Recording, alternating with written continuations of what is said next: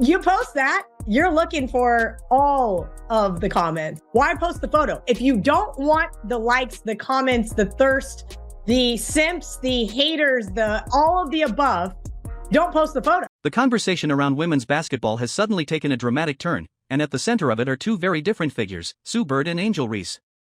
What started as quiet speculation has turned into a serious debate across the basketball world.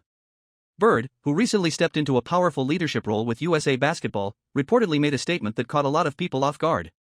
She didn't hint. She didn't imply. According to several discussions circulating around the sport, Bird openly suggested that Reese's place on the national team could be in jeopardy if things continue the way they are going. That kind of warning carries weight because Bird isn't just another commentator offering an opinion. She's one of the most respected figures the sport has ever seen. After an incredible career that included multiple Olympic gold medals and WNBA championships, Bird transitioned into leadership within the national team structure. Now, as managing director for the women's program, she is responsible for shaping the future of Team USA. That means decisions about culture, accountability, and expectations fall directly under her watch. And apparently, when she looked at Reese's off-season activities, she didn't like what she saw. From Bird's perspective, the concern isn't just one isolated moment. It's the entire pattern. Throughout the offseason, Reese has been highly visible, just not necessarily on a basketball court. Her social media presence has been full of red carpet appearances, fashion events, podcast discussions, and public comments about league salaries. While those things may build a personal brand, they can also raise questions when they appear to overshadow the core part of a professional athlete's job, improving their game. That's where the tension starts. Reports suggest Bird drew a firm line about what representing Team USA is supposed to mean. In her view, wearing the jersey is not just about talent or popularity. It's about focus, discipline, and showing that basketball remains the priority above everything else. If a player's public image begins to shift too far away from the sport itself, it can create concerns about whether they're fully committed to the responsibility that comes with being part of the national program. What makes this situation even more fascinating is the contrast playing out at the same time across the league. While Reese's offseason has been extremely public, another rising star has taken the opposite approach.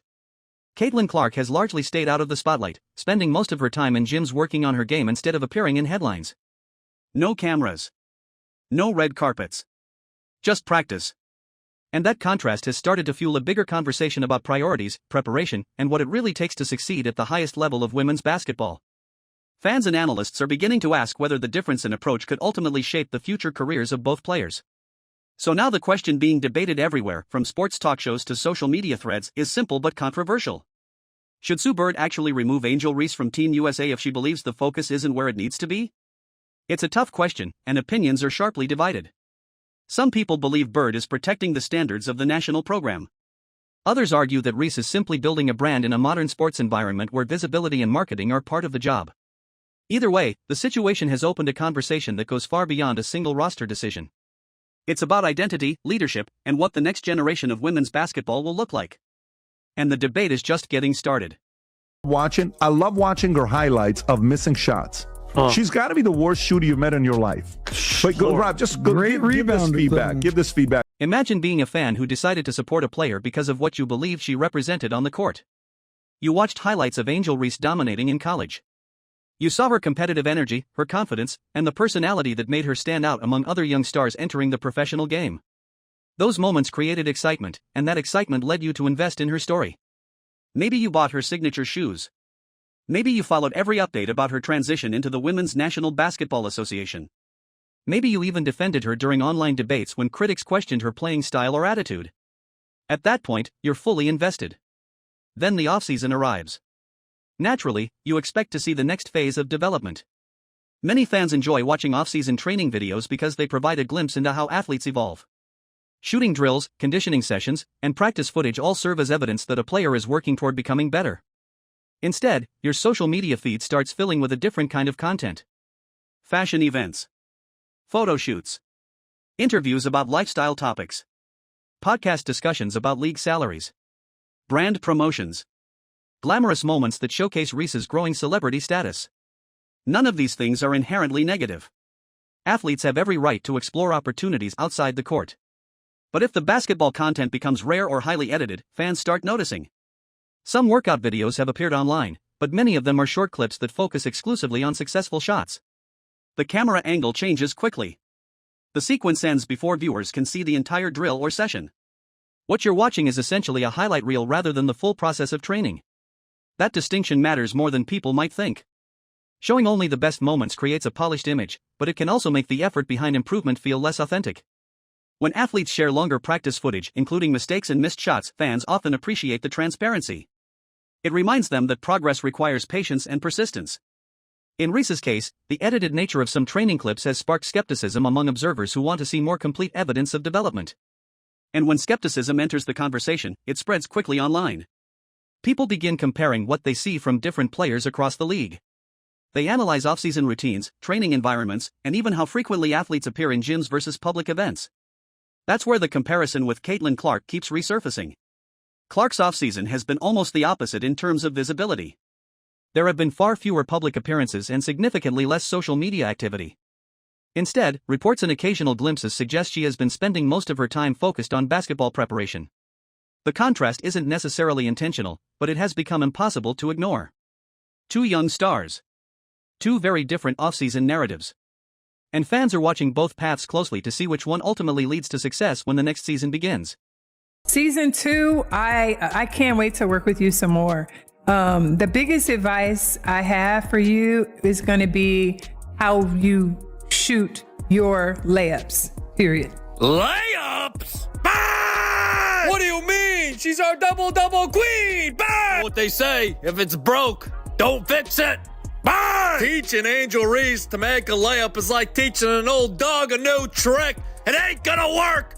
Bang! Hey, welcome to McDonald's. What can I get you? Have the Angel Reese McBang! To be clear, building a personal brand is not inherently a bad thing for professional athletes. In fact, in today's sports landscape, it's often considered essential. Players who successfully manage their image off the court can create opportunities that extend far beyond their playing careers. Endorsement deals, media partnerships, and public recognition can turn an athlete into a global figure rather than just a competitor within a single league. Angel Reese understands this dynamic very well. Her presence across social media platforms is strong, and she has clearly embraced the idea that athletes can become lifestyle figures as well as sports stars. Appearances at events, collaborations with brands, and interviews with podcasts or digital outlets all contribute to expanding her reach.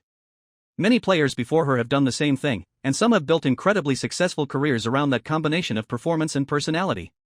So the problem isn't simply that Reese is showing up at public events or building her profile outside basketball. The issue, according to some critics, is what appears to be missing from the other side of the equation. When fans invest emotionally in an athlete, they usually do so because of what that player does on the court. The performances, the competitiveness, the visible improvement over time, those are the things that create lasting loyalty. Off-court branding works best when it reinforces that identity rather than replacing it. Recently, however, something unusual started happening among parts of Reese's fanbase. Some of the same supporters who were enthusiastic enough to purchase her signature footwear through her partnership with Reebok have begun expressing frustration online. A number of them have publicly asked about refunds or questioned whether they made the right decision by supporting the product. That reaction might sound dramatic, but it's significant for one reason. These aren't casual observers criticizing from a distance. These are people who already believed in the brand strongly enough to spend their own money supporting it. When that group begins to feel disappointed, it signals something deeper than ordinary social media negativity. It suggests that the connection between the athlete and the audience may be weakening. Fans who never supported Reese in the first place would simply ignore her brand entirely. But supporters who bought merchandise and followed her closely had genuine expectations. They believed they were backing a player whose on-court development would continue matching the excitement around her name. So when those expectations aren't met, the reaction can be stronger. Disappointment often leads to questions. Questions lead to conversations. And those conversations can eventually reshape how the broader public perceives an athlete. None of this means Reese's career is in trouble.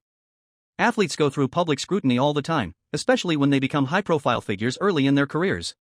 But it does mean that the balance between performance and publicity is under a microscope right now. And in professional sports, that balance can influence everything from fan loyalty to sponsorship stability. Which is why the next stage of Reese's journey may be more important than anything that has happened so far. A lot of the videos we see with Caitlin Clark, she's got actual men, grown men out there in her face trying to keep her from making shots and this and that and the other. There's not a lot of hands in Angel Reese's face here. And I am confused by the fact that she's trying to become this long-range player, it looks like. This is... she plays under the basket, or we thought she was playing under the basket. While all of this discussion continues to swirl around Angel Reese, another storyline is unfolding quietly in the background. It involves a completely different approach to the offseason, one that has drawn increasing attention precisely because it avoids most of the noise dominating social media. That story belongs to Caitlin Clark. Unlike Reese's highly visible offseason schedule, Clark has largely remained out of the spotlight. There have been very few major public appearances and limited social media updates compared with some of her peers. Instead, most reports suggest she has been dedicating the majority of her time to preparation and training. In many ways, the image being described is simple. A gym. A basketball. Repetition after repetition. No cameras capturing every moment. No carefully staged content designed for online engagement. Just the quiet routine that elite athletes rely on to sharpen their skills before a new season begins. That contrast has become impossible for fans to ignore. On one side, there is an offseason filled with public visibility, brand building, and ongoing debates about league economics. On the other side, there is an offseason that appears focused almost entirely on basketball improvement. Neither approach is automatically right or wrong. Modern athletes often balance multiple responsibilities, and building a personal brand can play an important role in long-term career stability. But the difference in tone between the two paths has sparked a larger conversation about priorities. For someone like Sue Bird, who now helps oversee the culture and expectations within USA Basketball, those priorities matter a great deal. The national team program has historically emphasized discipline, preparation, and a strong commitment to representing the country at the highest level. Players selected for that program are not only chosen for their talent but also for their professionalism and focus. If leadership within the organization believes that a player's attention has drifted too far away from those values, it could influence future roster decisions. That's why the rumors about Reese's position within the national team structure have generated so much discussion. Whether or not any official action will ever be taken remains uncertain, but the mere possibility has already sparked debate across the basketball community.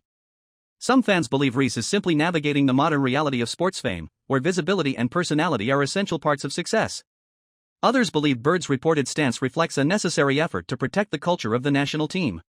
Ultimately, time will reveal which perspective proves correct.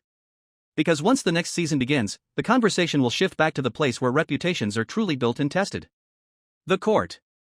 And when that moment arrives, every narrative, every debate about branding, salaries, priorities, and preparation will collide with the one thing that matters most in professional basketball: the game itself.